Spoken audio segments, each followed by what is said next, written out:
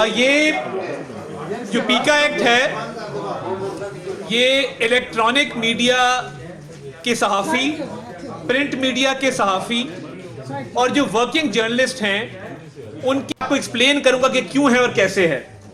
Electronic media already regulated है पेमरा के तहत, काउंसिल ऑफ कंप्लेंट्स है, पेमरा अथॉरिटी है। इलेक्ट्रॉनिक मीडिया पे की भी कोई भी बात वो पेमरा अथॉरिटी के जुमरे में आती है। काउंसिल ऑफ कंप्लेंट्स के सारे मामले से आप वाकिफ हैं।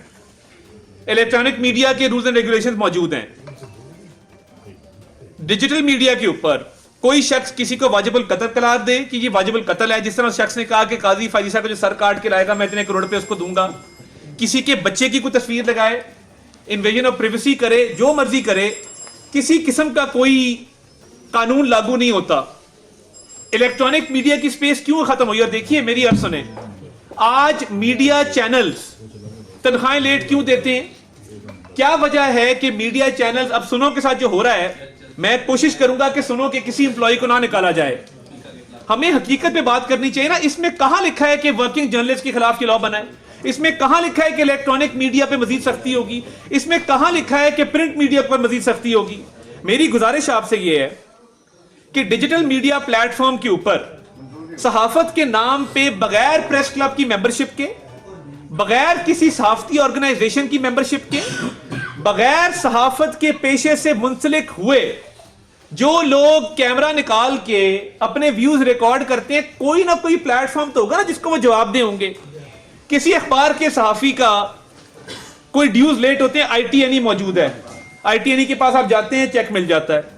ITNE के पास आप जाते हैं, वो आपकी कंप्लेंट सुनते हैं, अखबारात को कहते हैं वाजिबात अदा करें। डिजिटल मीडिया के ऊपर क्या वजह है कि वाजिबुल कत्ल करार दें, किसी पे ब्लास्फेमी का इल्जाम लगाएं, किसी को कहें कि इसका घर तोड़ दो, आग लगा दो, कोई अथॉरिटी उसका नोटिस नहीं ले सकती। इसके अंदर पहली दफा सोशल मीडिया को डिफाइन किया गया है कि सोशल मीडिया है क्या।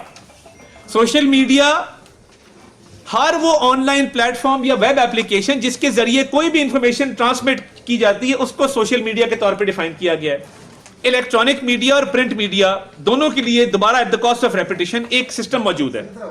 पेमरा की काउंसिल ऑफ कंप्लेंट है, जहां पे कोई भी कंप्लेंट जाती है वहां पे उसको एड्रेस किया जाता है। प्रिंट मीडिया के अपने फोरम्स मौजूद हैं। ये जो बिल आया है ये डिजिटल मीडिया पे आया है, ये इलेक्ट्रॉनिक और प्रिंट की स्पेस बढ़ाने के लिए आया। मैं रोज इस चीज को फेस करता हूं। जो मैंने कहा कि चैनल्स के पास तनख्वाहों के पैसे नहीं होते, 2-2 महीने में चैनल्स मुश्किलात का शिकार हैं। और चैनल्स इसलिए मुश्किलात का शिकार है कि घर में एक बच्चा है जो ओबीडियंट है, जो माँ बाप का ताबेदार है, उसको मोहर मारते हैं। जो बच्चा माँ बाप का ताबेदार नहीं है, जिस पे कोई चेक नहीं है, वो आपसे पूछ के कोई काम नहीं करता, आप कहते हैं हाँ इसको खुली छूट दे दो क्योंकि ये हमारे से कौन सा पूछता है। कोई भी शख्स जो पेशा सहाफत से मुंसलिक है, या वो सहाफी है या वर्किंग जर्नलिस्ट है, वो इस बिल से इफेक्ट नहीं होता। ये बिल इसलिए लाया गया है कि मैं जब भी देखता हूं चाइल्ड पोर्नोग्राफी के हवाले से, डीप फेक के हवाले से, FIA की कैपेसिटी नहीं है। और ये देखिए ये रातों रात नहीं होगा। जो national cyber crime investigation agency लाई जा रही है, इसको टाइम लगेगा, इसके रूल्स बनेंगे, आपसे मुशावरत करके बनाएंगे। नंबर 2, एंड आई से this on behalf of the interior minister, number 2, जो डिजिटल राइट्स प्रोटेक्शन अथॉरिटी बनाई जा रही है, उसमें रखा गया है क्राइटेरिया उसके मेंबर का कि वो किसी एक मेंबर ऐसा होगा जो वर्किंग जर्नलिस्ट होगा, जो किसी प्रेस क्लब के साथ मुंसलिक होगा, और वो बाकायदा तौर पे सहाफी की डेफिनेशन के जुमरे में आएगा। ये नहीं होगा कि मेरा दिल करे तो मैं फोन निकालूं और मैं को जी मैं डिजिटल सहाफी हूं आज के बाद, और मैं वीडियो बना के जो मर्जी उस पर कमेंट करना शुरू कर दूं। इसमें कहीं वर्किंग जर्नलिस्ट को टारगेट करने के हवाले से कोई शिक मौजूद नहीं है। इसके अंदर वर्किंग जर्नलिस्ट के हवाले से प्रोटेक्शन जरूर मिलेगी आपको, मगर मुझे ये बताइए कि ये कहां का इंसाफ है कि क्योंकि इलेक्ट्रॉनिक मीडिया पे एक रेगुलेटरी अथॉरिटी बैठी, उसकी स्पेस श्रिंक होती जाए, वो तनख्वाहें ना दे सकें, वो इंक्रीमेंट्स ना दे सकें, और चैनल्स बंद होने के दहाने पे आ जाएं, अखबारात की सर्कुलेशन इतनी कम हो जाए कि वो नॉन एग्जिस्टेंट हो जाएं, और वो भी तनख्वाहें ना दे सकें, मगर जिसके पास एक कैमरा है वो पाकिस्तान को टैक्स नहीं देता। और मुझे ये बताइए, जितने डॉलर आते हैं, क्या पाकिस्तान की इकोनॉमी में वो डॉलर आते हैं? हर किसी का एजेंट यूरोप में बैठा है, अमेरिका में बैठा है, यूके में बैठा है, वहीं पर डॉलर अदा होते हैं। जो वीलॉगर यूट्यूबर जिनका 40 लाख रुपया कमा रहा है, वो मेरे कॉस्ट पे नहीं कमा रहा, वो उस कैमरामैन और टेक्नीशियन की तनख्वाह पे कमा रहा है जिसको उसका इदारा पे नहीं करता। ये कहां का इंसाफ है कि पैरेलल इकोनॉमी भी खड़ी हो जाए? मुल्क से बाहर ही डॉलर अदा हो जाए और वहीं पे प्रॉपर्टी ले ली जाए और रियासत पाकिस्तान को एक फूटी कौड़ी उन डॉलर में से ना मिले। हमारे ज़र मुबादला के ज़खायर बड़े हैं, माना इस बात को, मगर इसकी क्या वजह है कि हुकूमत पाकिस्तान को हम समझते हैं कि अगर हमने वीलॉग किया है या हमारा कोई यूट्यूब चैनल है तो हम हुकूमत पाकिस्तान को कोई पैसा नहीं देंगे। देखिए बात यह है कि इस पे आप कमेंट करें, इस पे आप बातचीत करें, ठीक दें, मगर मैंने कुछ हकायक आपके सामने रख रहे हैं। ये डिजिटल मीडिया की जो स्पेस है, मुझे ये बताइए, जिस शख्स ने कहा कि काजी फायजीसा का सर काट के ले, इतने करोड़ ले लो, क्या हुआ उसका? क्या कोई सजा मिल सकी? क्या एफआईए में ये कैपेसिटी थी कि उसको वो, या पुलिस के अंदर कि उसको वो है कि जो एक्सट्रीम व्यू है जो कहीं नहीं चल सकता वो डिजिटल मीडिया पे आप चला देते हैं? देखिए ये ड्रकोनियन नहीं है, सोशल मीडिया की डेफिनेशन है ही नहीं कहीं पे। पहली दफा डिफाइन किया गया web application, mobile application, online platform, online systems of information dissemination that will come under the purview of social media. और ये ऐसे नहीं होगा कि ड्रकोनियन तौर पे आर्बिट्रेरली आप ये कर दें। स्पीकिंग ऑर्डर पास करना होगा 24 घंटों के अंदर। अगर स्पीकिंग ऑर्डर पास नहीं किया जाएगा 24 घंटों के अंदर of taking cognizance of an offence, वो मामला आगे नहीं चल सकेगा। आगे फिर ट्राइब्यूनल है, ट्राइब्यूनल के अंदर वो केस आर्ग्यू होगा। मैं जब बात करता हूं किसी भी, वो चाहे पीआरए हो, वो चाहे एपीएनएस हो, सीपीएनई हो, अमेंड हो, पीबीए हो, एनपीसी हो, पीएफयूजे हो, ये मेरी कॉन्स्टिट्यूएंसी है सारी। मैं ऐसे जब बात करता हूं तो मैं एक उस जहन से बात करता हूं कि हमने मिलजुल के मशावरत के अमल को इसमें लेके आना है। अभी भी गुंजाइश है, अभी ये ओवरनाइट वाला मामला नहीं है। जब ये अथॉरिटी बननी है, जब अथॉरिटी के बाद ये एजेंसी बननी है इन्वेस्टिगेशन की, इसके रूल्स बनने हैं, इससे इलेक्ट्रॉनिक मीडिया की स्पेस खुलेगी, इससे मजीद सिस्टम के अंदर बेहतरी आएगी, गवर्नमेंट के रेवेन्यूज बेहतर होंगे। कलेक्टिव मिनिस्ट्रियल रिस्पॉन्सिबिलिटी है और मैं इस पे बात बिल्कुल करूंगा। मैं अभी भी, वो पीआरए है, वो जॉइंट एक्शन कमेटी है, वो पीबीए है, एपीएनएस है, सीपीएनई है, अमेंड है, एनपीसी है, मैं सबको दावत देता हूं, हम इस पे बात करते हैं, बैठते हैं, मगर ये बिल पढ़े जरूर कि ये बिल है क्या और ये क्या जर्नलिस्ट की प्रोटेक्शन के लिए या जर्नलिस्ट को टारगेट करने के लिए लाया गया है। मेरी यही मारूजात थी। कल भी पीबी आया था, मैं ऑन रिकॉर्ड ये बात कहता हूं कि हमेशा वर्किंग जर्नलिस्ट की, और देखें जो फील्ड रिपोर्टर है, जो डीएसएनजी का ड्राइवर है, टेक्नीशियन है, कैमरामैन है, लाइट बॉय, सबसे ज्यादा ये लोग सफर करते हैं, बाकी बाद में आते हैं।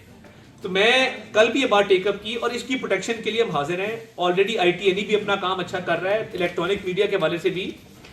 मैं दोबारा कह रहा हूं, इलेक्ट्रॉनिक मीडिया के लिए पेमरा, काउंसिल ऑफ कंप्लेंट्स और हर चीज मौजूद है। ये उसके लिए नहीं है, ये सिर्फ डिजिटल मीडिया पे जो फ्रीलांस से काम चल रहा है, बगैर एडिटोरियल कंट्रोल के, बगैर किसी रूल रेगुलेशन के, बगैर कोड ऑफ कॉन्डक्ट के, जहां पे जो जिसका दिल करता है वो सुबह खबर लगा देता है। जिस तरह दोपहर को वो आते थे जमीन में, हेडलाइन होती थी हुकूमत खत्म, छोटा सा लिखा था तो नहीं हुई। ये थंबनेल, आजकल थंबनेल से वो काम लिया जा रहा है। तो मेरी गुजारिश ये है कि मैं अपनी कॉन्स्टिट्यूएंसी में मौजूद हूं और मैं अपने आप को आपके सामने जवाबदेह समझता हूं और समझता रहूंगा जब तक मैं इस ओहदे के ऊपर हूं। इन तमाम बॉडीज का मैं जवाबदेह हूं। आप मेरी कॉन्स्टिट्यूएंसी हैं, इस पे मशावरत के लिए आप आज टाइम देते हैं, कल देते हैं, सेनेट में आने से पहले आप मेरे से बैठ जाएं, हम बातचीत कर लेते हैं, इसके ऊपर वे फॉरवर्ड बना लेते हैं। और दोबारा कह रहा हूं कि रूल्स में बड़ी गुंजाइश है। जब ये एजेंसी बनेगी, अथॉरिटी बनेगी, रूल्स के अंदर बहुत गुंजाइश है और आप बल्कि तजावीज दें। हमने डिजिटल की जो है एक सिर्फ उसका कोड ऑफ कॉन्डक्ट तय किया है कि कोई किसी को वाजिबुल कत्ल करार ना दे, कोई किसी को जो है वो नुकसान पहुंचाने की कोशिश ना करे। देखिए जब ये सीपीसी बना, सीआरपीसी बना, पीपीसी बना, गोरे के जमाने में क्यों क्रिमिनल प्रोसीजर कोड बनाया गया? कत्ल गारत को रोकने के लिए, अगवा डकैती को रोकने के लिए। अब क्राइम्स जो है वो डिजिटल डोमेन में जो हो रहे हैं उसको किसने चेक करना है? एफआईए की बस की बात नहीं है। एफआईए व्हाइट कॉलर क्राइम को डील करता है, आपको स्पेशलाइज कोई ना कोई सिस्टम तो लाना पड़ेगा। तो ये इससे डिजिटल, इससे इलेक्ट्रॉनिक की स्पेस बढ़ेगी, प्रिंट की स्पेस बढ़ेगी, वर्किंग जर्नलिस्ट मजबूत होगा, वर्किंग जर्नलिस्ट को मौका मिलेगा कि वो अपना रोजगार भी सिक्योर कर सके। और सहाफत के नाम पे जो लोग डिजिटल डोमेन में सहाफी अपने आप को डिक्लेयर करके बगैर किसी प्रेस क्लब की मेंबरशिप के, बगैर किसी इदारे से मुंसलिक हुए फ्री लांस नफरत फैला रहे हैं, या कोई ऐसा एक्सट्रीम रिलीजियस एलिमेंट है जो तहरीके तालिबान पाकिस्तान की आइडियोलॉजी लेके चलता है, किस कानून में सजा दें उसको? जो डिजिटल प्लेटफॉर्म्स हैं, चैनल्स के या अखबारात के, आपका या अखबारात के, उनके ऑलरेडी आपके एडिटर्स मौजूद हैं, आपके डायरेक्टर न्यूज मौजूद हैं, डिजिटल का हेड मौजूद है।